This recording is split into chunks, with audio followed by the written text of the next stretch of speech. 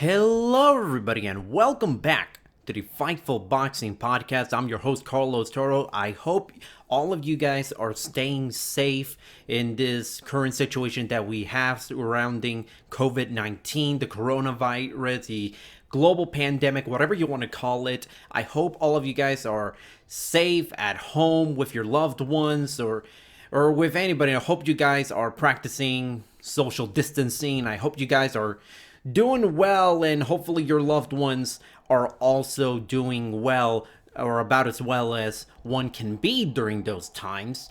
It's been a hot minute since we've last spoke. It's been a very, very trying time for boxing, but not just boxing, the rest of the world. It's been a very, very trying time. But boxing has been hit pretty hard with COVID-19 since we last spoke. Since we last had a podcast, it's a number of companies, virtually every major boxing company in the world has postponed shows for March, for April, for May, most of June. The only boxing cards that we got going on, or at least the major ones that we got going on in the coming months, are May 16 on the Zone in Riga, Latvia, the WBSS finals between Junior Dorticos and Mairis Briedis. I don't think that fight's gonna happen. Like, at the very least, not on May 16. It's been crazy. It's crazy. Just to show, like, that's the next big fight.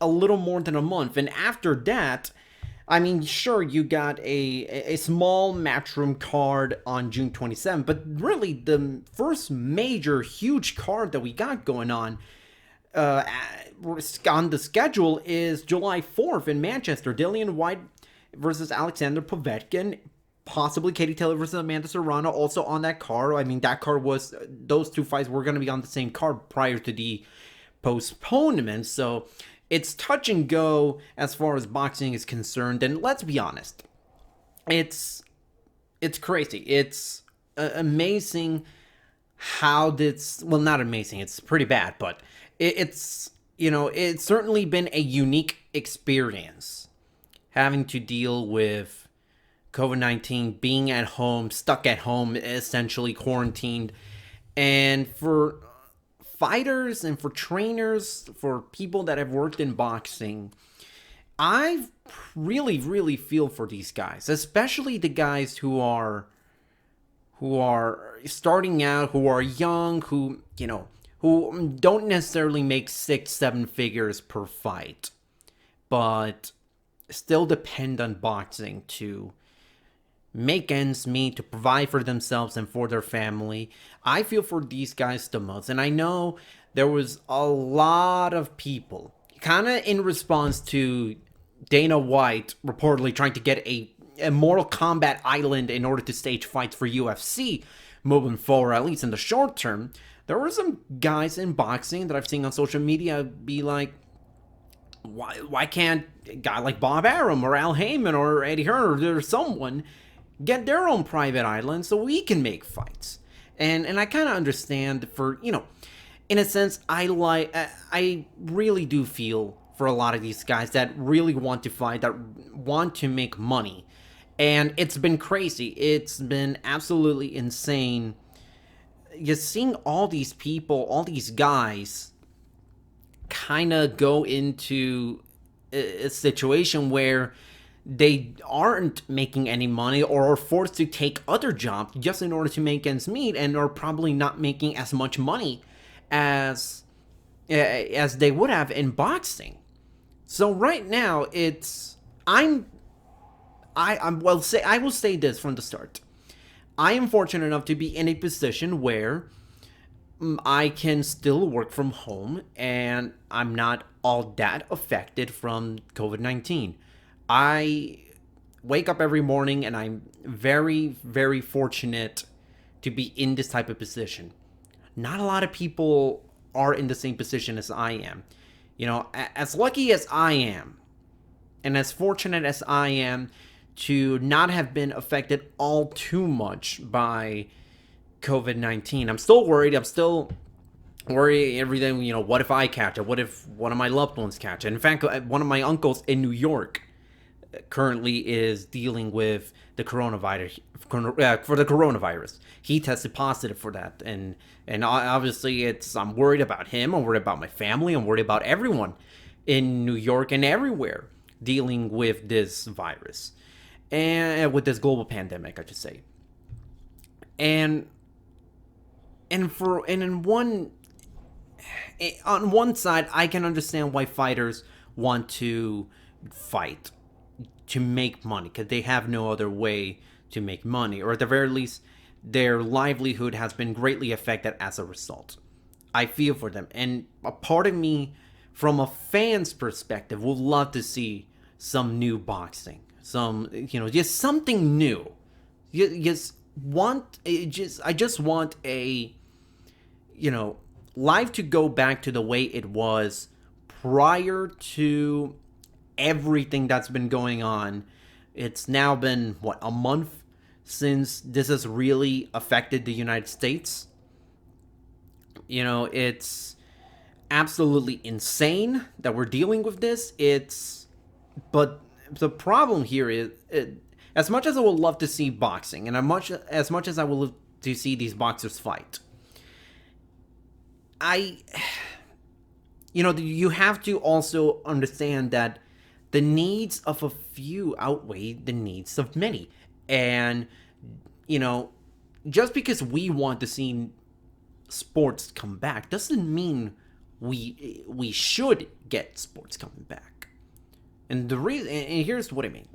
When you're dealing with something, with a delicate situation like this, we have to do everything that we can in order to be able to, I guess, the hot phrase that's being mentioned, flatten the curve. And you have to wonder why, and you have to basically figure out how you can protect yourself, protect your loved ones, and do everything in your power to prevent this coronavirus from spreading any further than it already has. And the number of confirmed cases in the United States, it keeps growing every single day. And it doesn't look like it's gonna stop anytime soon. So now I'm looking at this and I'm trying to think of myself, when is boxing going to come back? When is it going to come back? Well, as I just mentioned, May 16th is the next big fight, Dorticos versus Briedis, but that's going to take place in Latvia, and I have to admit, I don't know what the situation over there in Latvia is. But it's going to be very hard to be able to see whether or not that fight can even be made, because you're not just dealing with the situation regarding coronavirus in Latvia, but you also got to remember, Junior Dorticos doesn't live in Latvia. He lives on this side of the world. And he's going to have to, and we have no idea if by the time May 16 rolls around, or at least the start of that week, we have no idea if Dorticos is going to be able to fly out of the United States or wherever he is and head to Latvia. We have absolutely no idea if that's going to happen. And even if he did have a chance to go to Latvia and fight Briedis, is it really that good of an idea to do that? I mean, let's be honest. When we're dealing with fighters in a sport such as boxing, and I'll include UFC and MMA as well, you're dealing with fighters from all over the country, all over the world, flying into one location and engaging in close quarters combat. There's going to be a lot of skin-on-skin contact. And fluid's going to be flying all around, and I don't want to paint like a really grotesque picture, but you got to understand, sweat, blood, spit is going to be flying all over the ring, the cage, the octagon, wherever. And you're going to put these guys at risk. Now, I know what you may say, well, I mean, you only need a referee, you only need 2 judges, you need, the 3 judges, the referee, and the fighters. You don't really need that many people. You can put it in front of a in front of an empty arena. You can still do that. But that's not the point. The point isn't trying to minimize the chances of this spreading. The point is you gotta find a way to completely eliminate any risk. And the closest thing we have is not flying people from all over the world to fight each other and risk other people from getting from getting COVID-19. Because let's be honest. Okay, so let me paint this scenario. Let's say, and by the way, I really hope this isn't, but I'm just painting a scenario just for this hypothetical, and I really, really hope it never ever comes to fruition. I really hope not. Let's say Dorticos and Brietti's fight, and Dorticos is asymptomatic. He's not feeling the symptoms, but he has COVID-19, and they do everything they can, but at the end of the day, sometimes you can't prevent that from. You can't stop a fighter or stop someone if maybe they don't test it, but maybe they could potentially test it. I don't know. It's very weird, but let's say they fight, and one of these guys has COVID-19. And and then they meet with other people, they meet with their trainer, they meet with the commission, whatever. And they spread those guys as a result. And then all of those people who are flying out of Latvia or wherever they have to go, and they infect those people. And those people infect more people, and so on and so forth. So a lot of people might not think, well, it's just, one or two people, just a few people, what's the worst that can happen? It only takes one person for this to get exponentially worse. It really does. And I remember, and look, Boris Johnson, the Prime Minister in the UK, he was talking about how he's going to shake hands with people in hospitals and everywhere, when common sense tells you avoid touching people, avoid shaking hands, if at all possible. And he did that, and unfortunately, he tested positive for COVID-19 and was briefly in an intensive care unit. I'm glad that he reportedly is feeling better, he is stable, but it just goes to show that even if it's one person, the risk of COVID-19 is still running rampant. And I know what some people are going to say, well, we can't just live in fear of the coronavirus, life has to move on. How do you propose to do that? How do you propose for life to move on as usual when we don't know? I don't think we know everything there is to know about COVID-19.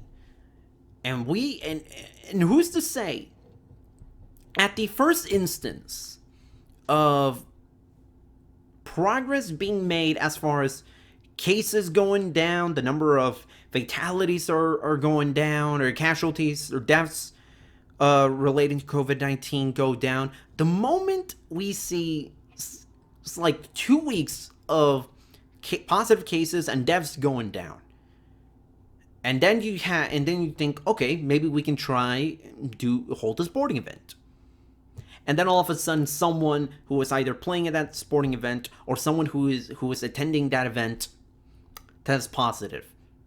Well, now you've infected, and now you potentially put dozens, hundreds, if not thousands of people at risk.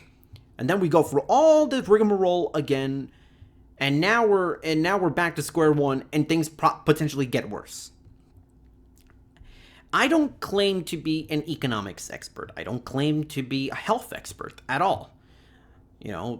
I don't claim to be a master of boxing or anything. I'm just a guy giving my honest opinion. And if you don't agree with it, well, tough luck. But I would much rather see boxing take a long, long hiatus. If it meant we could potentially eliminate as much risk regarding COVID-19 as possible. If we can do that, I'm fine with taking 4 or 5 months away from boxing, if not even more. It's gonna be rough, but we're going to have to adjust to boxing potentially not taking place until well into the summer, maybe the fall. Although I could say one thing that I do have to say, look, if there's a silver lining to all of this, to boxing taking a long break, I would say it's this. Could you imagine all the cards that we're going to have in those first few months that we're back? Because there's a lot of guys that were planning to fight in the coming months. Maybe some of those fights weren't necessarily announced yet, or at least formally announced. But just take a look at the names whose fights were affected or canceled or postponed because of COVID-19. Canelo Alvarez, Gennady Golovkin, Anthony Joshua, Tyson Fury, Deontay Wilder, Dillian White, Billy Joe Saunders. Let's see, Terrence Crawford, potentially. There were rumors of him possibly fighting Kell Brook in that fight. I don't know how close to a fight those two were. I don't know how close they were to making that fight official, but that's a name. That's a name that was being thrown around. Amanda Serrano, Katie Taylor, Clarissa Shields, Gervonta Davis, Vasily Lomachenko, Teofimo Lopez. I could go on and on and on. That was just like a fraction of the number of names that we have. Alexander Usyk, he was also supposed to fight. Joe Joyce, Daniel Dubois, George Kambosos, Lee Selby, they were going to be in a lightweight title eliminator. Could you imagine in those first few months back? Top Rank, Matchroom, Golden Boy, PBC, Decide. You know what? Let's give the fans some absolute banger of card. Really think those first few months are going to be fantastic once things go back to normal. And I don't know if things will go back to normal, or at least the normal that we had prior to all of this. I don't know. I am hoping. But to be honest with you, all I'm hoping is that the number of cases and deaths of COVID-19 go down as much as possible, as quickly as possible. I don't know if it's going to happen, but we'll see. I really hope boxing also returns. Again, I really feel for all those guys who aren't making as much money and depend on boxing to make a living. Because some of those guys don't have any other way to make money.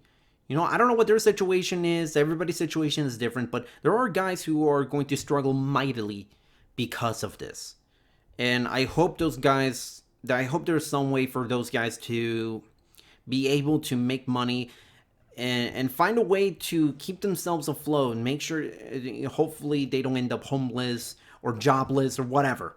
I really do hope that they are able to stay on their feet.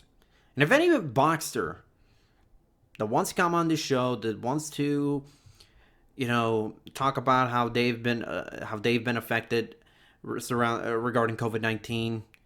If they have a PayPal, GoFundMe, or whatever, or they have a gym, or they have something, a side venture or a side job that helps them keep themselves afloat, or they want to find a way to spread the word out, you can talk to me. You can find me at CarlosToro360 on Twitter.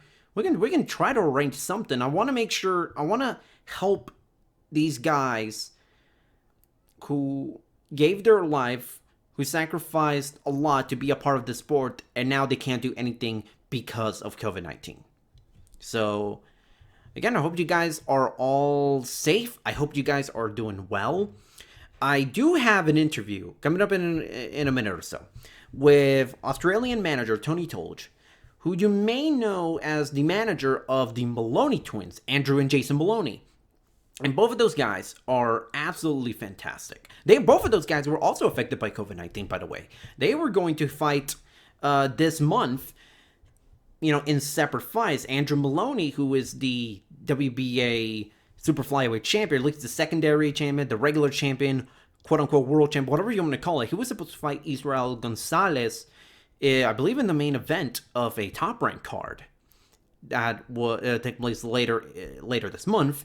And Jason Maloney, top bantamweight prospect, arguably the best bantamweight contender out there, he was supposed to fight Josh Greer on the co-main event of the Naoya Inoue John Riel Casimero fight.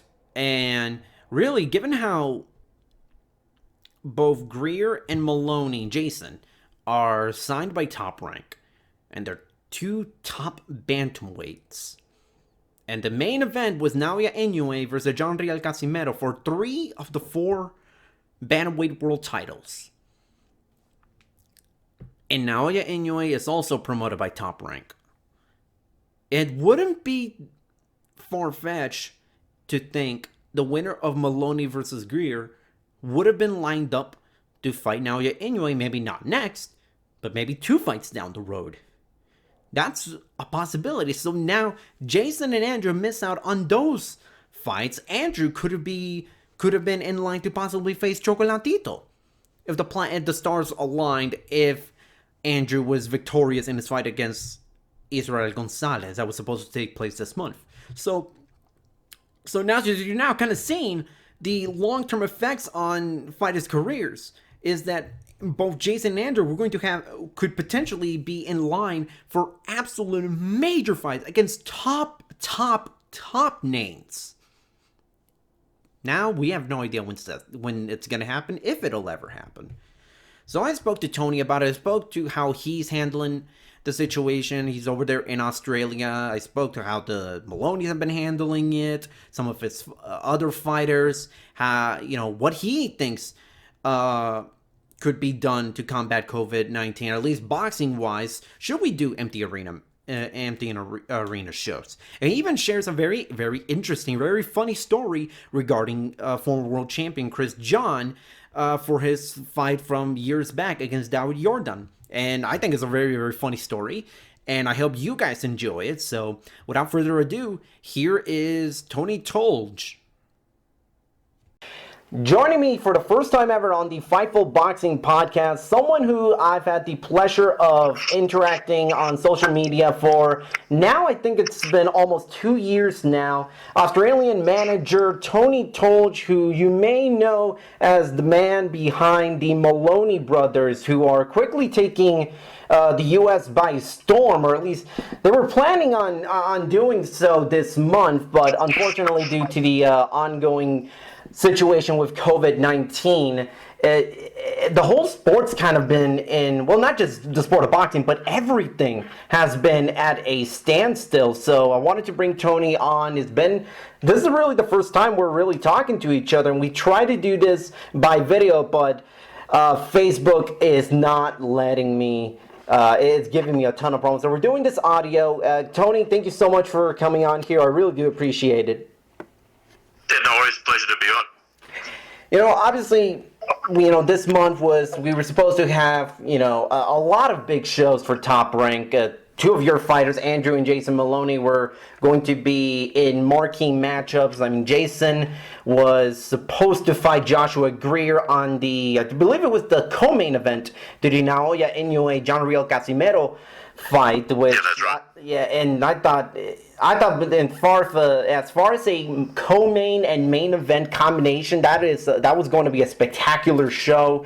And then Andrew was going to make his first defense of his WBA super flyweight title against Israel Gonzalez later this month. But everything now's kind of been in a bit of a standstill, as I mentioned. Tony, kind of your reaction to everything that's been going on for the past, I guess now for the last month or so. Yeah, it's just crazy. Yeah, like you mentioned, Jason was supposed to fight Josh Greer. That whole card was going to be fantastic on Mandalay Bay. Andrew was making his first title defense in Oklahoma. He was actually going to be the headline fight for that event. But yeah, then this coronavirus just has not only destroyed boxing, but the whole sports industry. And every day I'm watching the Trump press conferences, seeing if what's new there, because basically we sort of mirror in Australia what's happening over there, with all our lockdowns and shutdowns, and it's just a crazy time. Yeah, it's that's also another thing that you brought up that's really interesting, that, you know, it's not just how each country is reacting to this situation, it's how other countries are also managing everything and just sort of kind of playing off one another, trying to see where things stand. And obviously Jason and Andrew were going to fight in the US this month, and obviously, you know, it's not going to happen, and we really don't know when the sport is going to return because, you know, listen, boxing is a global sport, and a lot of the big fights that were going to take place in the U.S., they were going to be headlined by fighters who were not born in the U.S. So really, it's not just figuring out when your country is going to be is managing the situation, but how the U.S. is also managing and when travel bans are going to be lifted. So when you look at this situation, everything that's been going on, how has it been, at least overall in Australia, how is, from your perspective, how's, you know, the people, the government over there been sort of handling this? How have they been sort of managing their time now that we're pretty much everyone is trying to stick to staying at home? Yeah, well, that's right. Like myself, I can't do any work at the moment because all I do is boxing, and I run events in Australia. I also manage fighters, and I can't put a fighter in a fight in one country to another because everything's banned, and all the guys are still training, not as intense obviously because there's no date set forward. But an interesting story is the two Maloneys. They have training partners in the same camp. One's Bilal Dib and one's Bruno Tarimo, both world-rated fighters. And they live in the border of New South Wales and Queensland in Australia. And the Maloneys can't train with the other guys because the borders are blocked. So those other guys can't leave their state and can't come over the line, and it's only like a 10-minute drive. Wow, I did not know that about the whole border situation. I mean, in the U.S., they're kind of restricting as much travel as they can, but really it's really more of a state thing where, you know, the states make the decisions on, you know, how long can people stay inside, what are the laws. It's really, you know, President Trump can pretty much give his recommendation as to what each state should do, but ultimately it's the state's decision. So it's interesting to hear from how Australia is doing.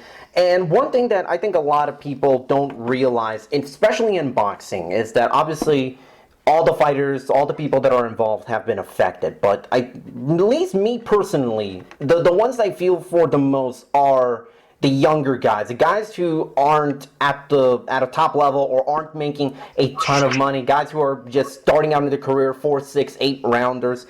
To me, I think I feel for those guys probably the most because they, you know, boxing might not be their full-time job, but it's still a way for them to make money. And, you know, for some of them, they can't even return to their day job because they're probably not being allowed to work. So it really does. I really do feel a lot for everyone, not just for you, for the Maloney, but especially the younger guys who don't get to spar with some of these top names or really get to do anything and make some money for themselves and for their loved ones.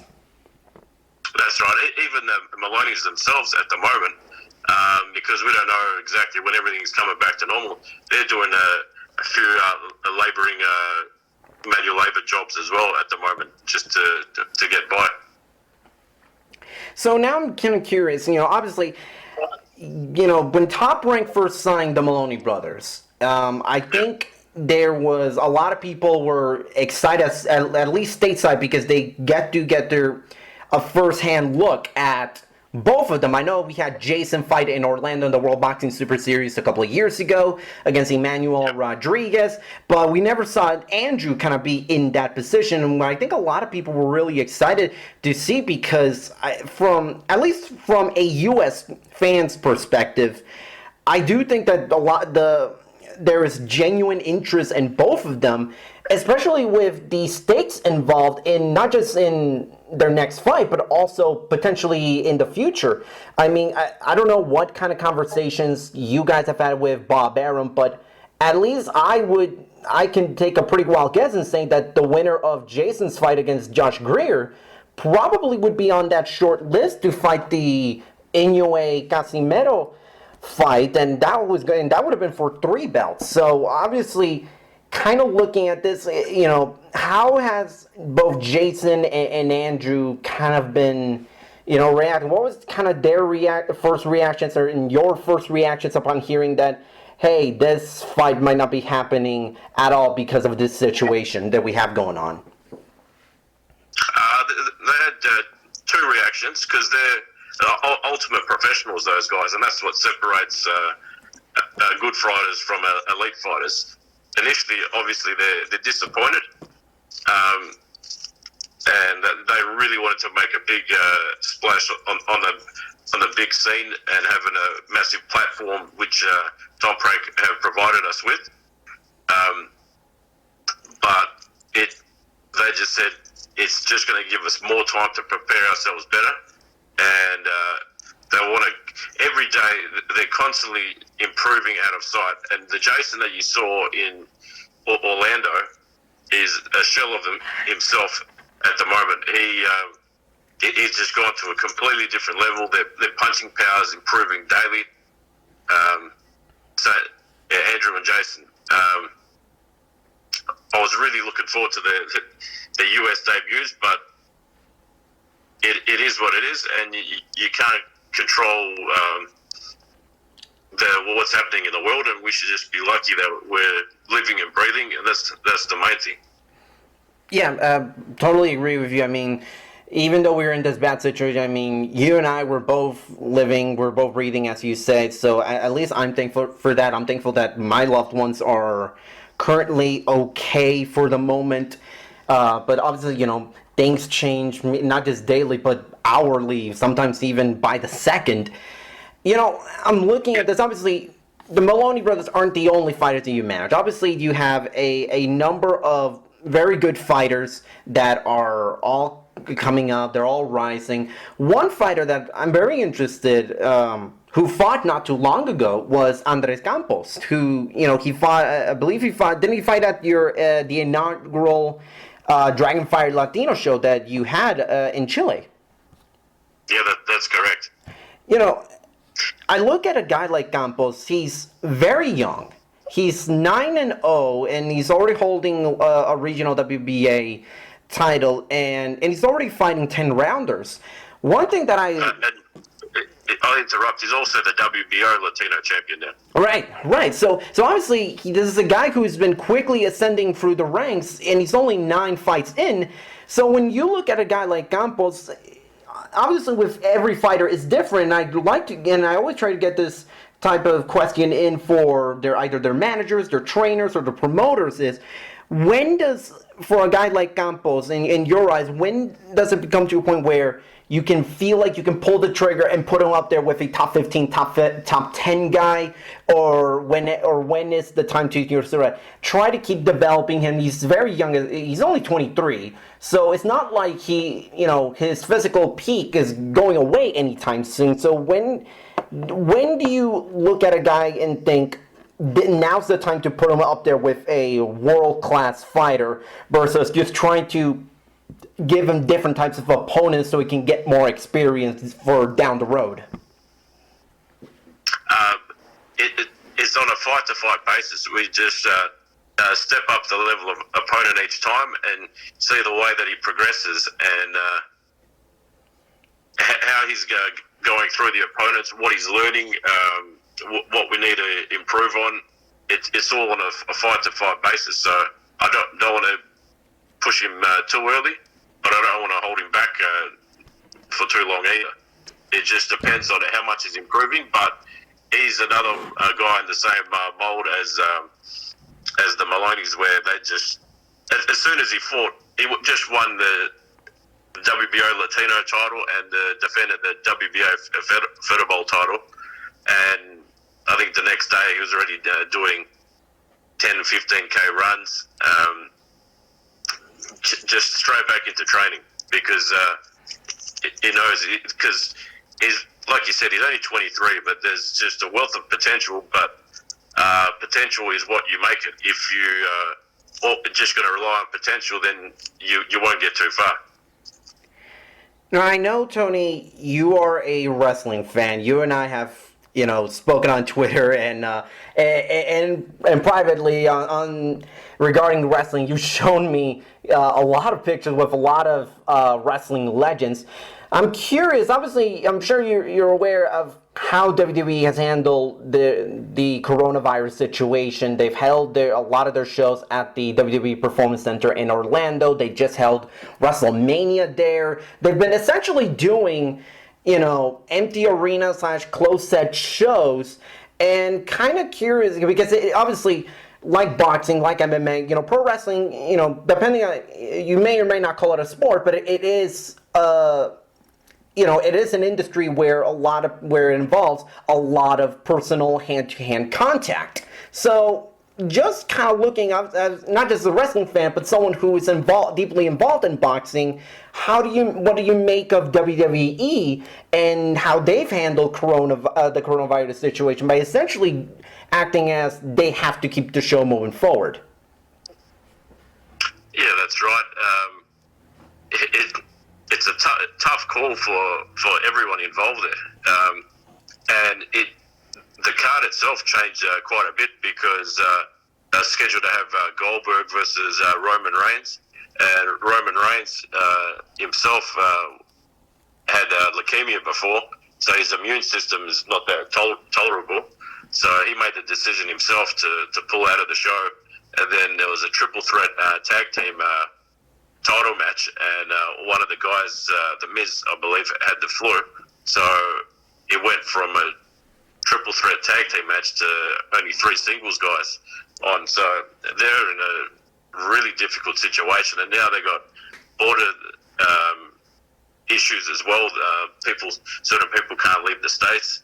But yeah, basically, I believe they just wanted to get through it, get it over and done with, and then sort of reset. And I don't know where they're going to go from here. Just to wait and see, I suppose. Yeah, I really have no idea how they're gonna keep moving forward, because obviously we have no idea when this is gonna end. But one thing that I personally was thinking about for the last couple of weeks is that UFC has been adamant about also doing these type of shows, closed set shows, studio shows, whatever you want to call it. And obviously, that I'm aware of, boxing hasn't done anything of that in response, and just kind of want to get your thoughts on the idea of maybe having some of these fights, maybe not necessarily a Naoya Inoue or an Anthony Joshua or a Canelo fight in these types of shows, but at the very least, have guys, be a part of some these closed set shows where, sure, there might not be any fans, but at least you'll have both new content, and also you can keep some of your fighters at least a little busy, and they can make a little bit of money. So obviously it's going to be very hard because of the coronavirus situation, and obviously countries all over the world are not even going to allow that. But if things come down to a little bit, maybe not fully return to normal, but is that something that you feel that could potentially happen, where we see not just boxing but also sporting events be held in behind closed doors with no fans being allowed to enter? Yeah, I believe so. In Australia, we have Australian football, and they had one round, and then everything shut down. But they had no fans in the arena. the UFC. I just read today that Dana White is planning on putting everyone on a private island. I don't know if you saw my social media post. I told him I found the perfect island for him, and I put up a picture of Gilligan's Island. Yes. Yeah. Oh, yeah. I saw that. It was. But in regards to my boxes, yeah, we're open to anything. That all the guys that I work with, I consider good friends, and they're all have that competitive nature. And even like you're saying with the Maloney's, if you told them that we got a fight for them, and it was in it was literally in their backyard, they do that. They just want to fight, and they want to fight the best. One thing that I actually wanted to also get your thoughts on, obviously, I don't want to just talk entirely about COVID-19. Obviously, it's obviously the biggest story, not just in sports but in the world. But at the same time, I also want to kind of get get a little personal with these guys that I got coming up, and also just have a little fun. So obviously, you are someone who is a big fan of Chris John. Just kind of want to get, what your favorite memory or your favorite fight involving Chris John was. Just so you know, I'm not sure if you're aware of this, but I was part of Chris John's management team, Yep. And we were part of Chris John's team since I think maybe 2003. But as far as the favorite fight, it's his biggest fight will be the one Manuel Marquez fight. From I think 2006, right? Yeah, and I knew that was coming straight away. There was a purse bid for, I can't remember at the time, it was Marquez and someone else, and there was no one bid for the purse bid. So that means Marquez was stripped of his IBF title, and he was the WBA Super Champion, I believe, and Chris was the regular champion. Mm-hmm. And I knew that it was coming straight away, so I started everything literally straight away and prepared for that. But that's one of my most proudest victories. But the biggest fight, I believe, I think I'd have to say it was Chris John versus Dowd Jordan, another Indonesian. That was the only time, I believe, in history that two Indonesians have fought for a world title in Indonesia. Dowd was the up-and-comer, and everyone was saying that he's going to be too good for Chris. He's too old. Chris John's too old. He's a bit past it now. And there was actually an internal bet as well. It's probably no one even knows this, between us and Dowd Jordan's management. If we both backed our guys that much to the point of whoever won the fight, whoever lost the fight, would change management as well. Would be looking after them. Wow, I did not know that. Wow. Yeah, that was never discussed in any media platforms, but yeah, that's what happened. So if Chris was to lose, which we knew that was never going to happen, just once you've got so many boxes in the boxing, you've got the power, the skills, the technique, the the experience, stamina. I believe Chris just ticked too many boxes, and yeah, I couldn't see him losing any fights, to be honest. And he only did lose one fight, and that was right at the end. And he was too proud, which to his detriment, to tell us that he had some health issues leading up to his last fight, and he didn't want to let anyone down. And we said, boxing comes and goes. Our priority is your health, so just needed to know that. But it is what it is. Well, that was a pretty riveting story. I did not know about that little internal bet. And lastly, just kind of want to get on your side, how did you personally get involved in boxing, or at least what was your earliest memory of the sport, of being exposed to the boxing and kind of thinking this is something I want to be involved in for the rest of my life, or at least on a professional level? I actually started in the professional industry in boxing when I was, I think, 22, maybe just turning 23. And I started as the graphic designer for Harry's Gym, which had Chris John, had Nufel Ben Rabar, and a heap of other boxers as well. But day by day, I was just helping more and more with because there was like a assistant to Craig, who was the trainer, promoter, manager, virtually was doing it all, and he had an assistant there as well, and she didn't know too much of what was going on there, and she'd always ask me for help, and I was end up doing my job plus her job, and then eventually came to the point where she left, and then it was just Craig and myself, and I was doing more and more, and he was a colourful character, and he spent a few holidays for extended periods of time away, so I was looking more and more after the fighters, and I was working one guy that assisted me greatly and done sort of my apprenticeship with him as well was with not only Craig, was Samson Lukowitz from America. He's been a great help, as well as Angelo Ida, who's my current partner in the boxing. We all just got along well, and yeah.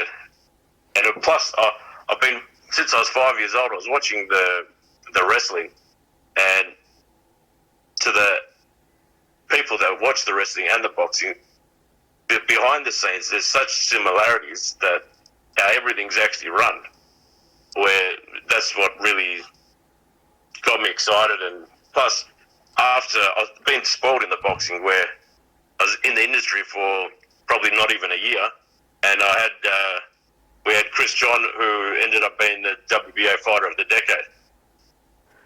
Wow, I mean, yeah, your story is certainly a lot more interesting than mine. I started liking boxing because my dad just started putting on HBO fights when I was a little kid, and my mom just happens to buy me a couple of video games, and that's just pretty much it. But your story is a lot more interesting than mine. We all got our own stories, and we all got our love for the industry. It's at times it's the best sport in the world. Sometimes it's the worst sport in the world. But we'll get back to it soon enough. Hopefully sooner rather than later. Tony, thank you so much for being a part of it. Thank you so much for being on the podcast. It was a very, very enlightening conversation. Get some insight regarding yourself and the Maloneys, and maybe even reminisce a little bit about the good old days before COVID-19 kind of pretty much changed everything. No, thanks for having me. It's been great, and I really enjoyed it. And we're back. It's, I hope you guys enjoyed the interview with Tony. Tony's great, and Tony is, I don't know if he considers me a friend or anything like that, but he's someone I've interacted a number of times on Twitter, and on social media. We've talked privately, we talked personally, publicly on social media. He's an all-around good dude, and I really hope he and his fighters stay safe. I hope they are able to keep themselves afloat throughout this situation. So, obviously, not a whole lot of news to kind of get into. So, one thing that I wanted to do, at least for these next few podcasts moving forward, is to kind of fill the time. One thing that I wanted to do was potentially was share some stories of my time as a boxing writer, as a boxing reporter, and just gonna give you guys kind of the ins and outs how boxing media operate when it comes to covering shows, traveling, and all that kind of stuff. It's a very interesting world, and it certainly was a very very unique experience. The first time I ever covered a boxing fight, not went to a boxing fight, but covered one as a member of the media. So kind of here's the story. And by the way, there will be moments, and I will let you know, there will be some moments, there will be a moment in the story where the language is going to be a little bit inappropriate. Not because I want to say some inappropriate thing, but it's because I'm going to be paraphrasing someone else, Floyd Mayweather's own words. And I got to tell you, it was maybe one of the most bizarre things I've ever heard in a press conference for a fight. That's not even involving him, it's involving one of his fighters, Gervonta Davis. So, go back almost 3.5 years ago, the start of 2017. I was starting my 6th month at Fightful. At this time, I was one of the, for those of you who may not know, who are just starting to watch and read our great content at Fightful. For those of you who don't know, I was one of the original people that started when Fightful launched. I brought in to kind of help a little bit with everything. I brought in to do boxing work, but they also wanted me, just until they kind of get things situated and get an actual staff, a full-time staff to work on certain sections of the site. I did a little bit of everything: wrestling, did MMA. Some of you who may remember, I did some of the live coverage posts for those early UFC shows that Fightful did. I believe I did the McGregor-Diaz rematch. I did the live post, the live coverage post for that, but that's not here and there. So, a couple of months into the job, I was asking Sean, hey, what if we can try to see if I can get credentials? I mean, at the time, I lived in Hamilton, New Jersey. This was in the summer. This was Hamilton, New Jersey, which is not that far off from Lawrenceville, New Jersey. I was staying with my cousin until my senior year at school, which then I would go back to live in Lawrenceville, New Jersey. So the thing about New Jersey is that there is the train system there. You can, for like not even $20, you can go straight to New York City and arrive at Madison Square Garden, and you take a subway and you can get to the Barclays Center. So it was easy for me to travel to these different shows at Madison Square Garden and Barclays Center if Fightful ever wants to send me to cover those shows. And I asked Sean a couple of months in, hey, what do you think about me trying to cover these shows? And Sean Russapper, great managing editor, he was like, okay, it was a little too early for that. And I thought, okay, it's fine. Then fast forward a couple of months later, and I'd say maybe I think it was November. I can't remember all too well the specific date, but I asked him, hey, if I can get myself a press credential for the January 2017 Showtime show, which was Bado Jack versus James DeGale for the WBC and IBF super middleweight titles, what do you think about that? And he told me, okay, if you can find that, if you can make that happen, okay, go ahead. So I went through the proper channels. By the way, and I had no idea how the hell did I know the quote unquote proper channels to go to, because I'd never done this before. I'd only been involved in journalism for a few years. I was still a college student. I was a reporter for my college paper, but as far as covering events and all that kind of stuff, I wasn't all too familiar with that. I was a Yankees minor league beat writer at the time also, but I wasn't the one that was handling, applying for press credentials and all that kind of stuff. So I don't know how the hell did I manage to get into it, much less so actually getting approved. And again, Fightful's a site that's not even half a year old, and they got credentialed for a major Showtime card to open 2017 at the Barclays Center. So I have no idea how the hell We even got approved. But that's neither here nor there. We did get approved. And I got sent into, I traveled to Brooklyn. I stayed at a hotel for the week. And it was essentially me cutting my winter vacation short because my college wasn't supposed to start class for another week and a half, if I'm not mistaken. So I go in there, and I stay in Brooklyn.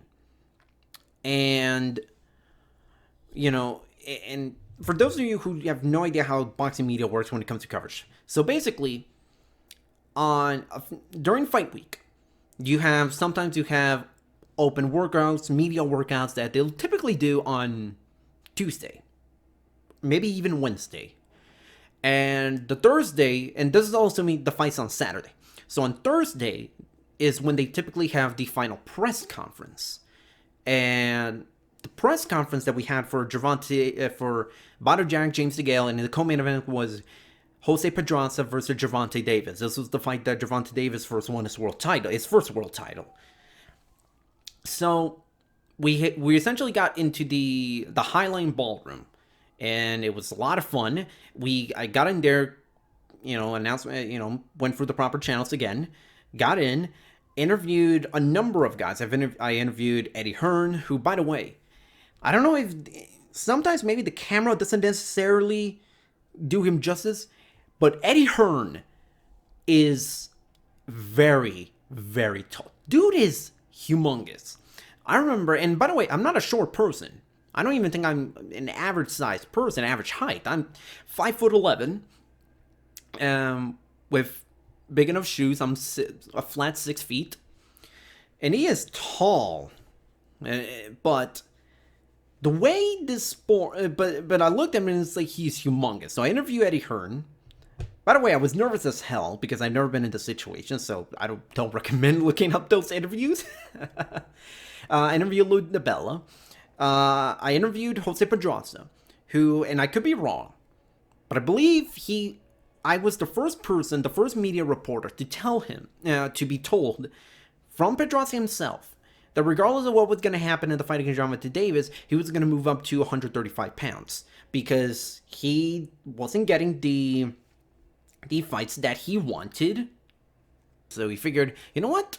Screw it. I'm going to go to 135 and see if I can win a world title and then get a unification. Turns out he did win a world title, and he did get a unification fight against Vasily Lomachenko in December 2018, but he didn't win that fight, so. But regardless, I believe you can, maybe someone can fact check me on this, but I'm fairly certain I was the first person to report that Jose Pedraza was moving to 135 pounds. And he eventually did for his next fight, even though that fight took a lot longer to happen after the loss to Gervonta Davis. So, and again, we got our interviews. We got to, talk with Floyd Mayweather, who promotes Gervonta Davis, and everybody else. It was a lot of fun. The weigh-ins came in, and for those of you who don't know, the weigh-ins, unless you're kind of specific media who mainly stuff like TV or big YouTube channel like a Fight Hub TV or Fight Hype, and you don't really get to talk with fighters at the weigh-ins. It's, fighters, they get their weigh-ins done, then they kind of get the hell out of Dodge after they've finished their mandatory media commitments, just so they can be able to rest up, rehydrate, eat whatever they want to eat now that they got the weigh-ins done. And they kind of got just everything done. I didn't get to talk to anybody at the weigh-ins, but that's not important. So the day of the fight came in, and it was very, very funny because, so for those of you who don't know, when you're a member of the boxing in boxing shows, they give you a press credential, and usually it's this lanyard that you laminated lanyard that you kind of hang around your neck, and they color coded these. So they kind of have these separated into whether or not you're a promoter, you're working with the network, you're with a photographer, and if you are with what they call news media and what they call auxiliary media. So news media are kind of, I guess, the media, newspapers, big websites that they want, they want to give, the best seats on the house. They'll send the news media people to ringside. And the auxiliary media are kind of like the smaller guys that, who are still media, but what they'll do is they'll just send those guys all the way up and like higher up in the Barclays Center or higher up in the building. And I can tell you from experience, unless you have one of those mobile hotspots, those portable hotspots where you kind of turn on, you get Wi-Fi from that, and you connect to that kind of your own private little network. If you don't have that, you're actually better off sitting with the auxiliary media, because chances are the Wi-Fi is not going to go down on you. It's not going to go out when you're sitting high up versus ringside, because at ringside you have dozens, if not hundreds of people connected to the same Wi-Fi that and that becomes a huge mess. And I've been on the wrong end of things where you had the Wi-Fi kind of go out and it just sucks and everything, and I have to work and write from my phone and I look awkward as hell. But regardless, so I get a press credential and it says news media, and they tell me to go down, or at least the indication is that I was supposed to go to ringside. And that's something, all right, cool, I'm gonna go ringside. I go downstairs, I set up and everything. Then I have a security guy, and he looks at me, and he asks me, hey, you're not supposed to be here. And I'm just like, wait, hold on. What do you mean? I got the thing, and it's telling me I can be here ringside, and it says I'm supposed to be here ringside, and my name is all laminated and everything. I have a seat reserved. My name, the Fightful's also in there. I got everything in there. And they tell me, and the dude tells me, no, you can't. You can't go there. And then I had to go all the way back up. And by the way, traveling from where you get your credentials to ringside, that's not an easy walk. That's not a short walk. You have to go all through, like, almost halfway through the arena, down below at floor sitting, then take a long elevator up. Then you have to walk, again, almost halfway across the Barclays Center just to be able to get to the place where you got your credentials. And there was a big mess, and I have to go back up, then back down to try to explain to dude what they told me to tell them. And then he tells me no, and the dude was incredibly stubborn, and I get it, he was doing his job, I understand. He was being incredibly stubborn, and I'm just like, there was literally everything that was that showed the dude was wrong and I was right. And then I had to go all the way back. And by the way, I was at a good 45 minutes just walking up and down in a suit where it was hot as hell, even though it was January in New York. And I managed to get that resolved, but it was a huge, huge mess. And I get there, you essentially are given kind of like, and you're given, depending on arena, you get like food vouchers to, eat at the concession stands, or, they pay up. So it's not like they paid for my food. They just gave me a little voucher, which, by the way, given how the Barclays Center and Madison Square Garden, given how expensive their food is, the voucher wasn't worth for a whole lot. Maybe a couple of drinks, and I mean stuff like water, Gatorade. I don't drink alcohol, and you're not. And at the very least, at Madison Square Garden, you're not allowed to drink alcohol if you're media. Or at least that's what I've been told. And I'm like, fine, okay. I covered the fight, no problem. Then I go back to the press conference, because after the fight, they have this little room set up for press conferences where, media can talk to the fighters that were just there, promoters, television networks, and everything.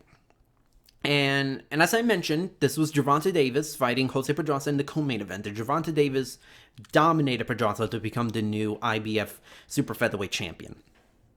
It was a brilliant performance.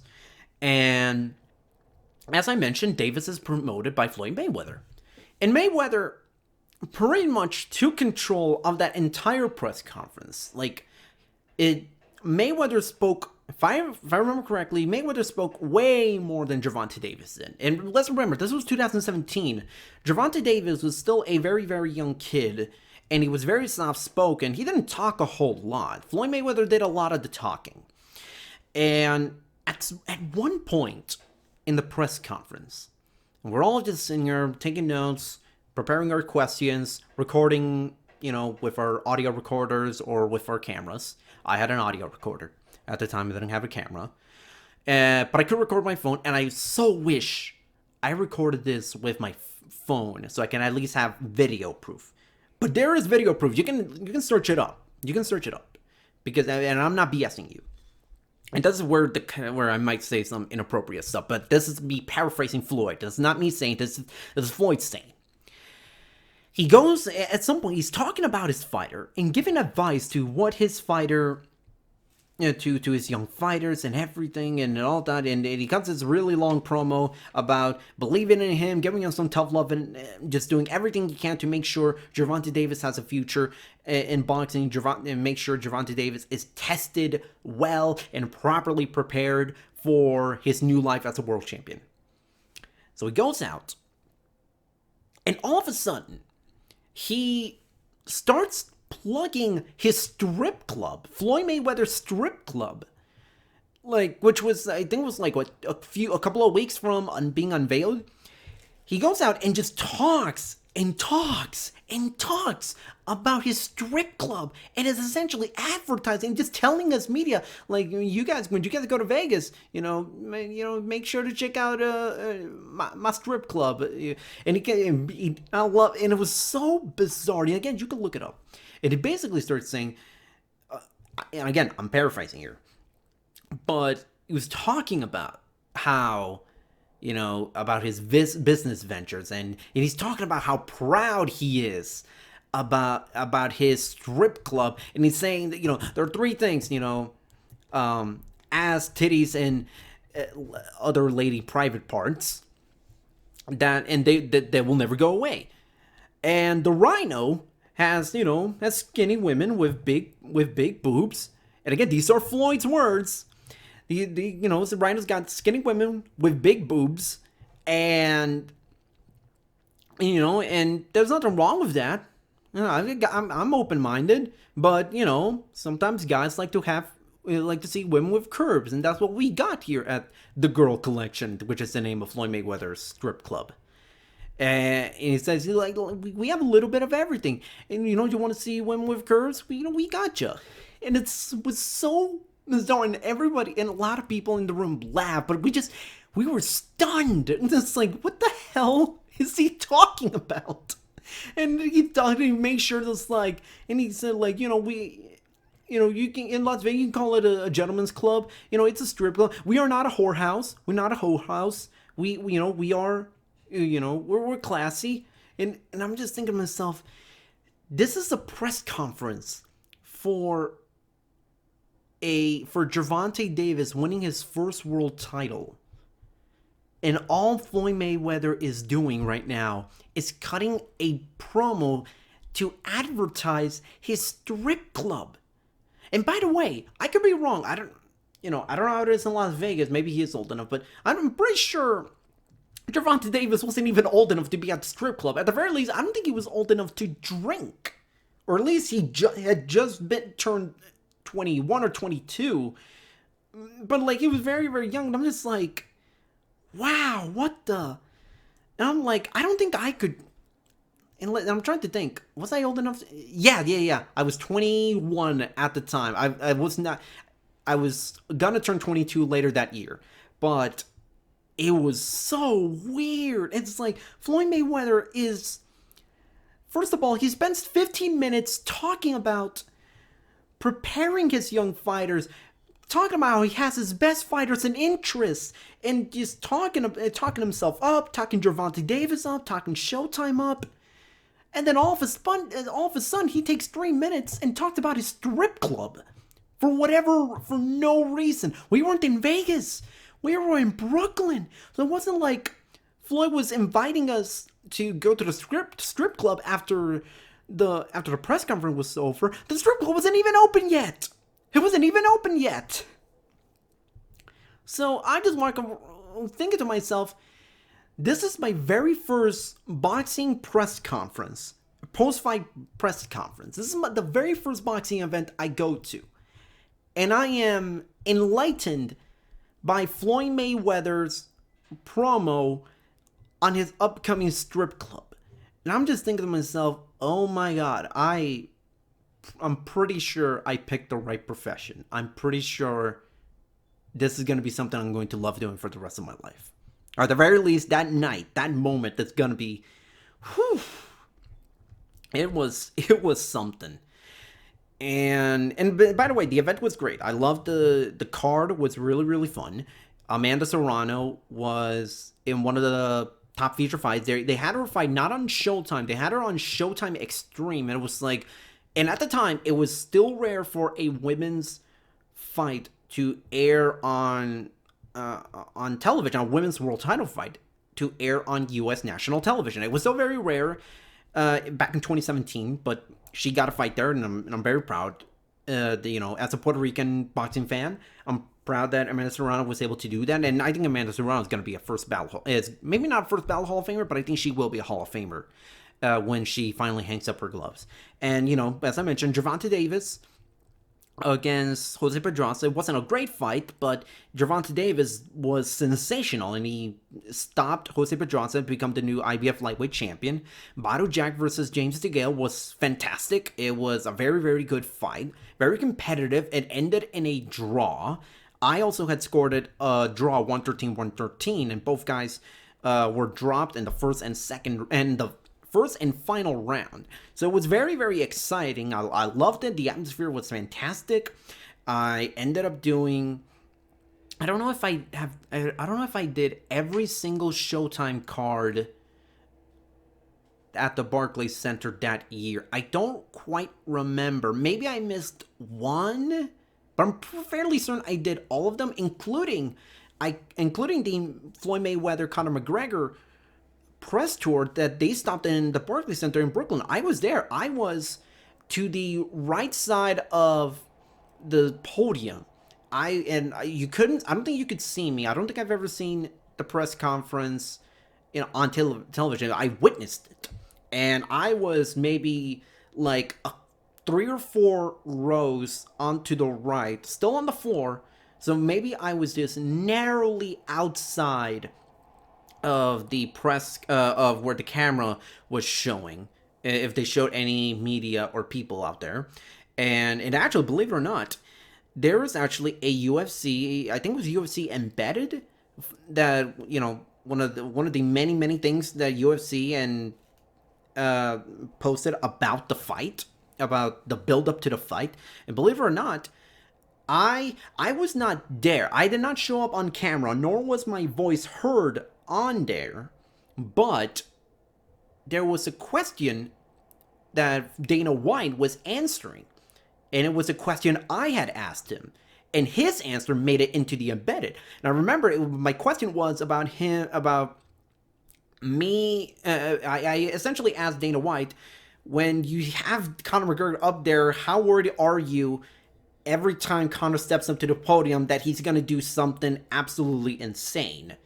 Or do something that's going to get you guys in a lot of trouble. And he was telling me, and you can search it up, it's, I don't remember which episode it was said, but it was definitely one of the UFC specials or documentaries or whatever you want to call it, that he answered, and it was telling me, yeah, I was pretty, I get nervous every single time. So that was a little bit of a brief history of me covering my very first boxing event. I hope you guys enjoyed it. If you did, I'd be more than happy to share with you a lot of different stories that I've had over the years. Listen, I traveled to New York, I've traveled to Madison Square Garden, Barclays Center countless times, I've traveled to Los Angeles, I've traveled all over. So I have some personal stories that I think are very, very entertaining. I hope you guys find this entertaining. So I think that about wraps it up for this edition of the Fightful Boxing Podcast. You can follow me on Twitter at CarlosToro360. You can check out Fightful.com for all the latest news regarding pro wrestling, MMA, and boxing. The new newsletter will come out next week. Hopefully somewhere between the 16th and the 17th of April. Maybe not a whole ton of news, but a lot of unique stuff on this upcoming edition of the Fightful Boxing newsletter. So make sure to watch for that. If you're listening to this on Fightful's MMA and Boxing YouTube, hit that bell icon to get notified on videos coming up. Subscribe to our MMA and Boxing YouTube channel, as well as our Pro Wrestling channel. And for the Fightful Boxing Podcast, I'm Carlos Toro, signing out.